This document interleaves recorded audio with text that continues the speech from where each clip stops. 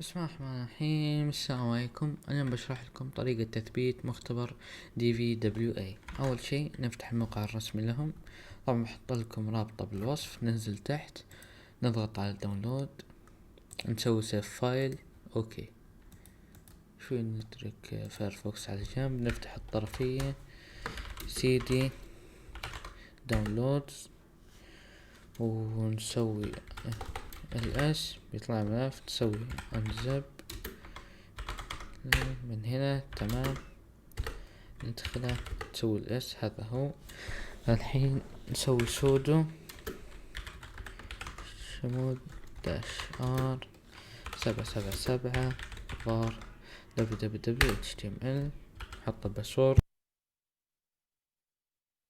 تمام، نجي الحين نسوي rm var www.html. تمام، الحين نسوي موف نجمة، يعني كل الملفات ومجلدات إلى var www.html. والحين نسوي cd clear. تمام، نسوي sudo service apache to start. نفس الشيء الحين بس mysql.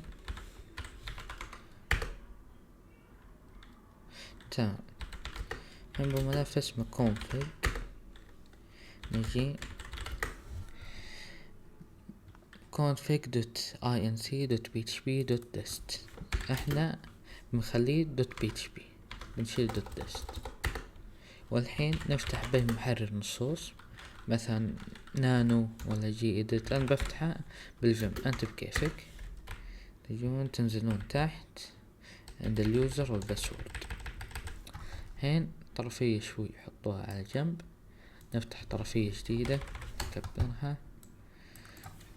حين سودو mysql -u root -p اذا عندك باسورد، لكن انا ما حطيت باسورد روت، فبضغط انتر على طول ندخل الباسورد. طبعا الباسورد ذا حق سودو حق.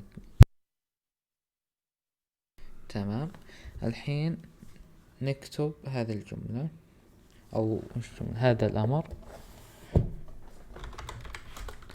enter user root هنا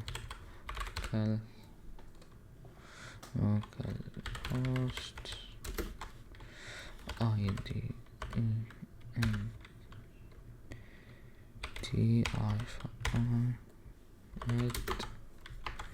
باي، ونحط من هنا باسورد مثلا 1 2 3.